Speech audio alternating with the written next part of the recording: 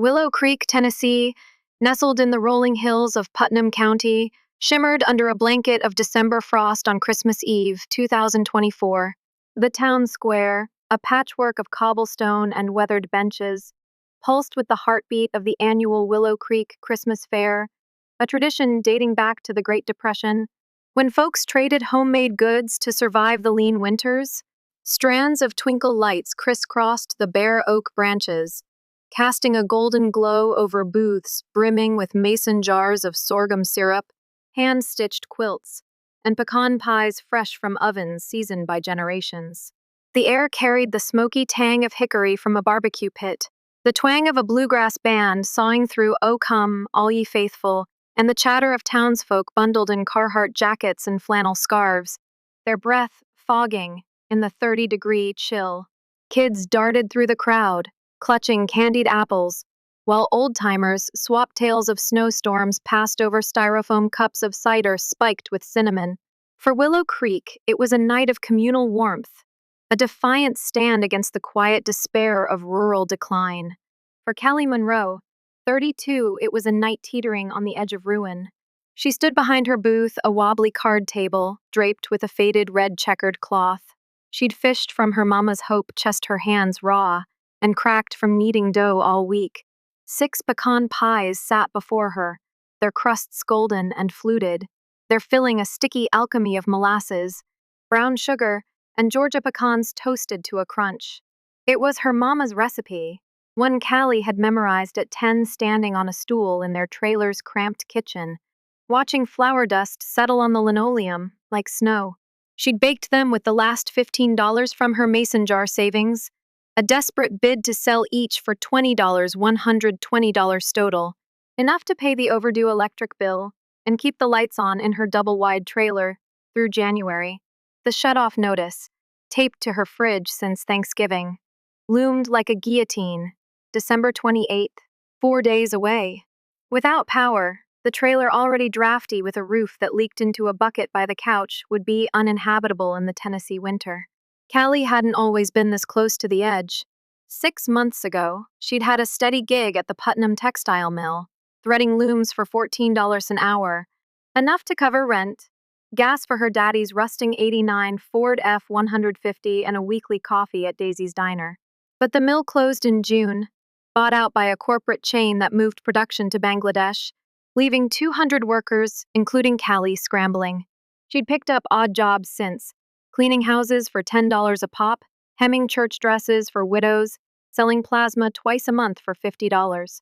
Her savings, once a modest $800 from years of pinching pennies, dwindled to $63, the jar now a mocking relic on her kitchen counter. Her daddy had split. When she was 12, her mama lost to lung cancer at 22, and Willow Creek, once her anchor, felt like a town turning its back. The fair was her Hail Mary, a chance to claw back some dignity, maybe even feel the flicker of Christmas. She'd loved as a kid, when Mama's pies drew lines around the block. But the night dragged on, and her pies stayed unsold. By 7 p.m., the crowd swelled, families haggling over crocheted stockings, teens snapping selfies with a blow-up Santa, but Callie's booth was a ghost town. "Smells like heaven, on," a woman in a puffy coat called, her arms full of jam jars, before drifting to a booth hawking lead reindeer. Callie forced a smile, her stomach growling, her breath a white puff in the dropping temperature. She'd saved the 6th pie for herself, her Christmas Eve supper, a small rebellion against the emptiness waiting at home, but even that felt futile now. At 8:30, with the band winding down to "I'll Be Home for Christmas" and vendors starting to pack, she slumped against the table, defeat sinking in. She'd go home empty-handed, the lights would die, and January would bury her. Then she saw her. Across the square, near the bandstand where fiddles still twanged, an older woman sat alone on a wrought iron bench, her gray wool coat frayed at the hems, a knit scarf drooping around her neck. She was maybe 70, her silver hair tucked under a faded beret, her hands clasped tight in her lap as if holding herself together. The crowd flowed around her, oblivious, but Callie couldn't look away. There was something in her posture, the slump of her shoulders, The way her head tilted toward the ground that echoed Mama in her last months, sitting on their porch swing, too proud to admit the pain. Callie watched her for 5 minutes, the woman's stillness a stark contrast to the fair's bustle, until a gust of wind whipped through, making her shiver. That did it. Callie grabbed her last pie, the one she'd guarded for herself, its crust a perfect lattice and a plastic knife from her box of supplies. She crossed the square, boots crunching on frost-kissed gravel, dodging a kid with a sparkler, until she reached the bench. "Hey there," she said, crouching to eye level, her voice soft against the music. "You look like you could use a slice of something warm. I'm Callie Monroe. This here's pecan pie, my mama's best. Want some?" The woman looked up, startled, her hazel eyes cloudy but piercing, framed by deep lines etched from years of sun and sorrow. Her lips parted, then closed, a flicker of shame crossing her face. "I ain't got money to pay you," she said, her voice low, thick with a southern drawl worn smooth by time. Callie grinned, setting the pie between them. "Didn't ask for none. It's Christmas Eve, nobody ought to be cold and hungry." "What's your name?" The woman studied her, as if weighing the offer against some inner rule, then softened. "Evelyn. Evelyn Tate." Callie sliced a generous wedge, handing it over on a napkin. "Well, Evelyn Tate, let's eat. Beats sittin' here freezin'." Evelyn took it, her fingers trembling not just from the chill, Callie noticed, but from a weight she couldn't name. They ate in silence at first, the pie's molasses sweetness a quiet comfort, the fair's noise fading to a hum around them. The pie dwindled as the night deepened, the band packing up, the square emptying, save for a few stragglers nursing cider by the fire pit. Callie cut another slice, splitting it between them, ignoring the hollow ache in her own stomach. Evelyn ate slowly, savoring each bite, her shoulders easing as the warmth sank in. "You didn't have to do this," she said after a while, brushing crumbs from her scarf with a shaky hand. "Folks don't usually stop for me." Callie shrugged, licking a smear of filling off her thumb. "I know how it feels being invisible. Been that way myself since the mill shut down. Lost my job, my savings, damn near everything but this recipe. Figured we could both use a little light tonight." Evelyn's eyes flickered with something recognition. Maybe, and she nodded, a faint smile tugging at her lips. "Lost plenty too, I reckon. My Roy husband passed last April. Heart gave out in his sleep. Kids scattered after Marla to Atlanta, Dale to Charlotte, Travis up in Knoxville. Ain't seen him since we buried him. Came to the fair thinkin' maybe it'd feel like old times when Roy'd carve wooden toys for the raffle, and we'd dance until midnight. Foolish, huh?" Callie shook her head, her throat tightening. "Ain't foolish to miss what's gone. My mama used to haul me here every year, said the fair was Willow Creek's soul. We'd bake until dawn, give half the pies away. Guess I'm keeping her ghost alive tonight." Evelyn's smile grew, wistful and cracked. "She sounds like a fine woman. Mine quilted one blue ribbons 3 years runnin'. Gave 'em to anybody who'd take one. Said it was God's work to keep folks warm. Taught me to look out, even when I didn't wanna." Callie leaned back, the bench cold against her spine, and let the memory spill. "Mama was like that. Cancer took her when I was 22, fought it 3 years, never complained. Daddy bailed when I was 12. Left us with a broke-down truck and a stack of bills. Been on my own since she went. This town, it loves you till it don't." Evelyn nodded, her gaze distant. "Roy and me, we built a life here 40 years in a little house off Route 70. After he died, kids sold it quick. Said I'd be better in a home. I stayed, though rentin' a room now, barely making it. Fair's all I got left of him." They swapped stories as flurries dusted the square. Evelyn's tales of barn dances and Sunday potlucks, Roy's calloused hands shaping cedar into cradles, Callie's of painting murals on silos with her mama's brushes, dreams of art school she'd buried under mill shifts and grief. The clock tower chimed 9:30, the last vendors hauling tables to their pickups, and Callie noticed Evelyn's shiver, her coat too thin, her scarf unraveling at the edges. "Hey," she said, decisive. "My trailer's a mile up the road. Ain't fancy roof leaks, couch sags, but it's got heat and coffee. Come with me. We'll listen to the radio, wait out the cold. Moma'd have my hide if I left you here." Evelyn stiffened, pride flaring. I don't take handouts, Callie. Been fendin' for myself since Roy's gone. Ain't a handout, Callie shot back, gentle but firm. It's me not wantin' to sit alone on Christmas Eve. Do me the favor. Evelyn chuckled a dry, rusty sound that broke the tension and relented. You're stubborn as a mule. All right, lead on. The walk was brisk, Callie's boots splashing through puddles, Evelyn's steps slow but steady, her breath puffing white. The trailer sat off a dirt road, a sagging hulk of aluminum flanked by a dead flower bed and the skeletal Ford. Inside, it smelled of stale coffee and pine from a lone candle. Callie lit a dollar store find, her only nod to Christmas. The living room was a clutter of thrift store relics. A plaid sofa with a spring poking through, a chipped coffee table, a stack of bills, $230 electric, $80 water, a shut-off notice beside a sketch pad with a half-drawn oak. A radio on the counter crackled to life, Patsy Cline crooning crazy as Callie brewed Folgers in a dented pot scavenged from a yard sale. Evelyn sank onto the couch, eyeing the bills as Callie handed her a mug chipped, but warm.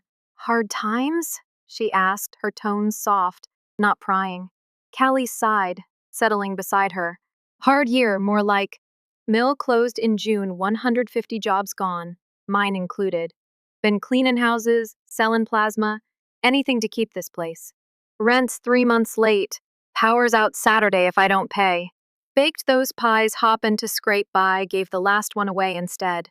She forced a laugh, bitter-edged. Mom'd say I'm a fool for it. Evelyn sipped, her gaze drifting to the sketch. You draw this? Callie nodded, sheepish. Used to paint murals mostly, barns and silos. Won a prize in high school. Future artist of Putnam County. Stopped when Mama got sick. Ain't touched a brush in years. Evelyn traced the pencil lines, her finger lingering. Roy built things, tables, chairs, a cradle for Marla. Never quit, even when we ate beans for supper. Talent like yours, it's a sin to let it sit. They talked past midnight, the radio counting down to Christmas with Merle Haggard and Dolly Parton, the candle flickering low. Evelyn spun tales of Willow Creek, in its heyday 4th of July picnics by the Caney Fork River, Roy's woodshop humming with sawdust and laughter, the way he'd carve toy trains for the fair raffle every December. Callie opened up, too, her mama's pecan pie lessons, rolling dough on a Formica counter. While the AM radio played gospel, the murals she'd painted at 16 splashing color across gray barns, dreaming of a gallery in Nashville. The silence after Daddy left, a suitcase and a note on the table. Can't stay, Cal. Sorry. The cancer years chemo draining Mama's fire. Callie dropping community college to work double shifts, burying her at 22 under a willow by the creek. Been running on fumes since, she admitted, voice thick. Fair was supposed to be my lifeline. Gave it up for you instead. Evelyn's eyes glistened, her mug cold in her hands. You're more like your mama than you know. Roy, he'd have liked you. Always said a good heart's worth more'n gold. Me, I've been hanging on to ghosts his shop. This town, kids who don't call. You made me feel alive tonight, Callie. The clock hit 1 a.m., the fair long gone, the square a memory under snow. Evelyn stood, her knees creaking, and Callie pressed a quilt her mama's last, patched with blue stars into her arms. Keep this. Stay warm, Evelyn. You're welcome here any time. Evelyn hugged her, a frail but fierce embrace, whispering, You're a blessin', Callie Monroe. Don't you forget it. She slipped into the night, the quilt a shield against the flurries, leaving Callie with a sketch pad and a flicker of something she hadn't felt in years, hope, fragile as a candle flame. Christmas Day dawned, gray and quiet. Callie ate a can of Campbell's soup by the sink, the power flickering as she sketched. Evelyn's face, those hazel eyes, that cracked smile on a napkin with a stubby pencil. The trailer felt emptier without her, the silence heavier. By December 27th, she was back to survival cleaning Mrs. Hargrove's attic for $35, hauling dusty boxes in a borrowed coat, the eviction date, January 5th, ticking closer. She'd sold her mama's silver locket for $40, bringing her total to $138, still $92 short of the electric bill. That evening, sketching by lamplight, a knock rattled the door 3 sharp raps, insistent. She opened it, cold air rushing in, and froze. 3 strangers stood on her porch. A woman in her 40s, polished in a camel coat and leather boots. A man in a crisp suit, glasses perched on his nose, another in jeans and a Carhartt jacket. A tool belt slung low. Behind them, Evelyn, her gray coat swapped for a navy one, her beret traded for a wool. Cap clutched a carved wooden box, her smile nervous but bright. "Callie Monroe?" the woman asked, her voice rich with a Tennessee lilt. "I'm Marla Tate Henderson. These are my brothers, Dale and Travis, and you've met Mama Evelyn." Callie blinked, her mind racing. "Evelyn? What's going on?" Evelyn stepped forward, the box trembling in her hands. "Told him about you, Callie. Couldn't shake it how you gave me your last pie. Took me in, made me feel like I mattered. Been years since I felt that. Had to do something." Marla took over, her gaze steady but warm. "Mama showed up at my place Christmas Day, that quilt wrapped round her, talking about this girl who saved her night. Said you're losing your home, fighting to keep the lights on. We've been rotten kids left her alone after Daddy died, too caught up in our own messes. She begged us to find you, make it right." Dale, the suited one, handed Callie an envelope, his voice clipped but kind. "Open it." Inside was a check $20,000 and a deed to a storefront on Main Street, titled in her name, with a note. "Callie's Pie Shop opening spring 2025. "That's to get you solid," Marla said. "The shop's ours Daddy's old hardware store, sittin' empty since he passed. We're turning it into a bakery your pies, whatever you bake. Travis, here's a contractor. He'll build it out." Travis tipped his cap, grinning. "Heard your pecan pie's a killer? Figure folks'll line up for it better'n rusty nails." Callie's knees buckled, tears spilling hot down her cheeks. I can't take this. It was just a pie. A night," Evelyn cut in, her voice fierce. "It was more'n that. You gave me hope when I was drownin'. Let us give it back." Marla nodded, pulling a photo from her coat, a faded shot of 2 soldiers, arms slung around each other, desert camo dusty under a Gulf sun. "Found this in Daddy's shop after Mama told us your name, Monroe. That's him and your daddy, Callie Roy Tate and Jim Monroe, Army buddies from Desert Storm, 91. Daddy kept letters Jim wrote. About you, how you'd paint the world someday. They fell out after some dumb fight over money and Jim left town. Never knew he'd had a girl till now. Reckon this is fate tying us up." Callie took the photo, her father's young face staring back gap-toothed, grinning, a stranger she'd last seen at 12. A stack of letters followed, yellowed and tied with twine, Jim's scrawl spilling pride. "Callie's got my fire painted the barn today." Folks stopped to stare. Her chest heaved, sobs breaking free her daddy, lost to her, now a thread stitching her to Evelyn. "I don't know what to say," she choked out, clutching the letters. Evelyn hugged her, frail arms strong with purpose. "Say yes, honey. Let us fix what's broke for you, for me." Dale added, "We're setting up a fun $5,000 seed for a veteran's pantry, in Daddy's name. Mama says you'd want that." Travis chimed in, "Shop's got a back room perfect for paintin'. Get them brushes out again." Callie laughed through tears, the weight of a decade lifting her home saved, her art reborn. A family found in strangers. "Yes," she whispered, the word a lifeline. 8 months later, August 2025, Callie's Pie Shop stood proud on Main Street. Its brick facade scrubbed clean, windows framed with gingham curtains, the air thick with pecans and cinnamon. Opening day drew a crowd, Willow Creek's mayor cutting a ribbon, kids smearing frosting on their cheeks, old-timers swapping tales over coffee and pie. Callie's first mural, a sweeping canvas of Evelyn and Roy, under a Tennessee sky, Mama. Rolling dough beside them hung above the counter, prints selling for $50 each. Proceeds funding the Roy Tate Veterans Pantry. Evelyn worked the register some days, her quilts draped over chairs, her kids Marla, Dale, Travis regulars at the corner table, their laughter a new rhythm in her life. Callie moved into a studio apartment above the shop, the trailer sold to a young couple, her daddy's Ford towed for scrap. She started painting again barns, Portraits, a series of Willow Creek scenes that caught a Nashville gallery's eye, her first show booked for fall. Evelyn became her rock Sunday dinners at Marla's, stories of Roy filling Callie's sketchbooks, a bond deeper than blood. One sticky August evening, as she locked up, a package waited on the stoop, no sender. Just a note, keep bakin', keep paintin', M. Inside, a vintage rolling pin, Roy's initials carved in the handle, and a photo of Jim and Roy, young and laughing, pinned to a letter. Found this in the attic. Thought you'd want it, Marla. Callie traced her daddy's face, tears blurring the ink, the taste of that Christmas Eve pie still sweet on her tongue. One slice had rebuilt her world, and theirs stitching a past she'd lost to a future she'd never dreamed.